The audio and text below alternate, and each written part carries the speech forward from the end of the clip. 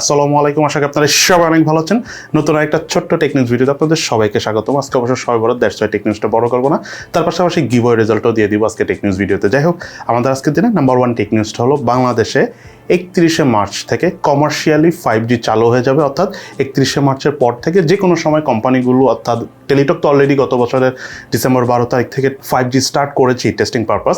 তো এখন চাইলে জিপি, রবি বা বাংলালিংক তারাও ইউজ করতে পারবে, 5G স্টার্ট করতে পারবে। বাট 5G স্টার্ট করার আগে তাদের 5G যে তরঙ্গটা রয়েছে সেটা হয়তো গভর্নমেন্টের নিলাম অনুষ্ঠান থেকে কিনতে হবে। কেনার পরপরই 2-3 দিনের মধ্যে তারা স্টার্ট করে দিবে, কারণ অলরেডি জিপি, রবি, বাংলালিংক বলেন এরা কিন্তু তাদের টাওয়ার সব কিছু অলমোস্ট তৈরি করে ফেলেছে 5Gর জন্য। জাস্ট ওই তরঙ্গটা কেনা বাকি গভর্নমেন্টের তরফ থেকে। সো আমরা আগামী মাস থেকে ইনশাল্লাহ আশা করি 5G উপভোগ করতে পারবো যাদের মোবাইলে 5G রয়েছে তাদের জন্য। বাট একটা কথা আপনাদেরকে এখনও ক্লিয়ার করে বলে দিই, অনেকে আপনারা এখন আমাদের একটা প্রশ্ন করতে পারেন যে আমরা কি এখন 5G ফোন কিনবো কি না। একদম স্ট্রেট আমি একটা অ্যান্সারই দিব, 5G ফোন কিনতে হবে এই মেন্টালিটি লেখা আপাতত ফোন কেনার কোনো প্রয়োজন নেই। যে ফোনটা ভালো সেটাই কিনুন, কারণ 5G আসার পরও অনেক সময় লাগবে এই 5Gটা পুরো বাংলাদেশে ছড়িয়ে যাওয়ার জন্য, অর্থাৎ সম্পূর্ণ বাংলাদেশে অ্যাভেলেবেল হওয়ার জন্য। সো আপনার যে ফোনটা ভালো সেটাই কিনুন, শুধু 5Gর দিকে নজর দিয়ে ফোন না কিনেই ভালো হবে। দেন এরপরে টেকনিক্সটা খুবই ইন্টারেস্টিং, সেটা হলো Redmi 10 2022 এডিশন, যেটা বাংলাদেশে লঞ্চ হয়েছে। সেটা কিন্তু আগে Redmi 10 নামেই ছিল, মিডিয়াটেক হেলিও G88 প্রসেসর দিয়ে এসেছে। বাট ইন্ডিয়াতে Redmi 10 2022 এডিশন লঞ্চ হয়েছে, বাট সেটা কনফিগারেশন ডিফারেন্ট। তাতে স্ন্যাপড্রাগনের 680 প্রসেসর রয়েছে, অর্থাৎ অনেকটা Redmi Note 11 যেটা বাংলাদেশে 2-3 দিন পর লঞ্চ হবে, সেম ওই ফোনটাই, জাস্ট ডিসপ্লেটা HD+ রেজুলেশনে। অর্থাৎ বাংলাদেশ মার্কেটেও এই ফোনটা আসবে। Redmi 10 2022 নামে তো আর আসবে না, যেহেতু অলরেডি এই নামে একটা ফোন আছে। সম্ভবত Redmi 10C নামে আসবে। বাট Redmi 10 2022 এডিশন এই মোবাইলটা ইন্ডিয়াতে লঞ্চ হয়েছে মাত্র 11,000 রুপি বা 10,000 সামথিং রুপিতে। অর্থাৎ বাংলাদেশেও যখন Redmi 10C মোবাইলটা আসবে, আমরা ধারণা করতেছি সেই ফোনটা অ্যারাউন্ড 14-15 হাজার টাকার মধ্যে আসবে, এবং সেটা অবশ্যই একটা মার্কেট কিলার ফোন হবে যদি প্রাইসটা কমে আনে আর কি, যেটা আমরা আশা করতেছি।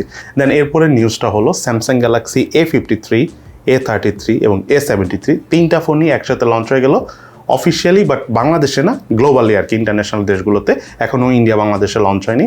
বাট প্রাইস দেখলে আপনাদের মাথা খারাপ হয়ে যাবে। স্যামসাং গ্যালাক্সি A53 এক্সিনোসের 1280 প্রসেসর দিয়ে লঞ্চ হয়েছে, 120 রিফ্রেশ রেট সহ সুপার অ্যামোলেড প্যানেলের ডিসপ্লে দিয়ে, বাংলাদেশি টাকায় অ্যারাউন্ড 40,000 টাকার মতো প্রাইসে। এবং A73 সেটা এসেছিল স্ন্যাপড্রাগনের 778 প্রসেসর দিয়ে, সেটা প্রায় বাংলাদেশি টাকায় 50,000 টাকার আশেপাশে প্রাইস রেঞ্জে লঞ্চ হয়েছে। বাট বাংলাদেশে যদি এই ফোনগুলো আসে তাহলে 40,000 টাকার উপরেও চলে যেতে পারে। বাট আমরা যেটা সন্দেহ করতেছিলাম যে স্যামসাং হতে পারে প্রাইস ইনক্রিজ করবে, বাট এতটা ইনক্রিজ হবে প্রাইস আমি ভাবতেও পারিনি।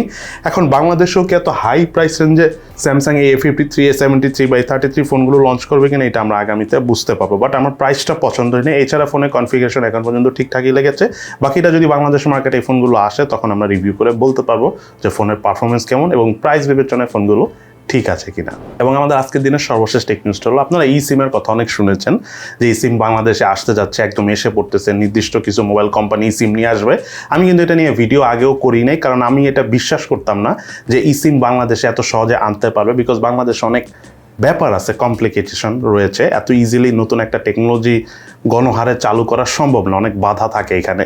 সো সেই বাধাটাই পড়লো। আলটিমেটলি বাংলাদেশের সব ধরনের eSIM-এর বিজনেস বলেন বা eSIM ব্যবহার করার সব সুবিধা সাময়িক সময়ের জন্য বা অনির্দিষ্টকালের জন্য বলতে পারেন স্থগিত করে দেওয়া হচ্ছে। অর্থাৎ eSIM বাংলাদেশে বন্ধ, আপনারা ইউজ করতে পারবেন না। কেন বন্ধ আমি এটা বলি, eSIM ইউজ করলে গভর্নমেন্টের ট্যাক্স ফাঁকি দিতে পারে বলে বিটিআরসি মনে করতেছে। দ্যাটস ওয়াই বিটিআরসির নির্দেশনায় গত সপ্তাহে আর কি, যখন eSIM চালু হওয়ার কথা ছিল ঠিক তখনই eSIM বন্ধ করে দেওয়া হচ্ছে। সো বাংলাদেশে এখনও eSIM আসে না, এবং আগামীতে কবে আসবে সেটা আমরা বলতে পারছি না।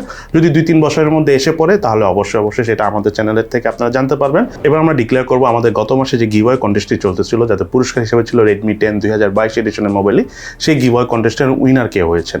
সেই গিভওয়ে কন্টেস্টের উইনার হয়েছেন হলো লাবিব রায়হান। আমরা এই গিভওয়ে কন্টেস্টের উইনারটি সিলেক্ট করেছিল কমেন্ট পিকার একটা ওয়েবসাইট রয়েছে, সেই কমেন্ট পিকার ওয়েবসাইটের মাধ্যমে। এবং লাবিব রায়হান, আপনাকে কনগ্রাচুলেশন জানাচ্ছি আমাদের প্রযুক্তি টিমের পক্ষ থেকে।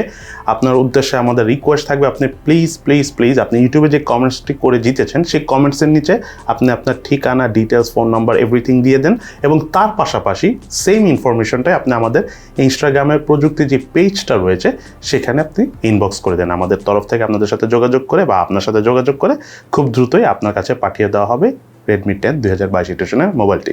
সো সবাই ভালো থাকেন, সুস্থ থাকেন, ইনশাআল্লাহ দেখা হবে ফিউচারে।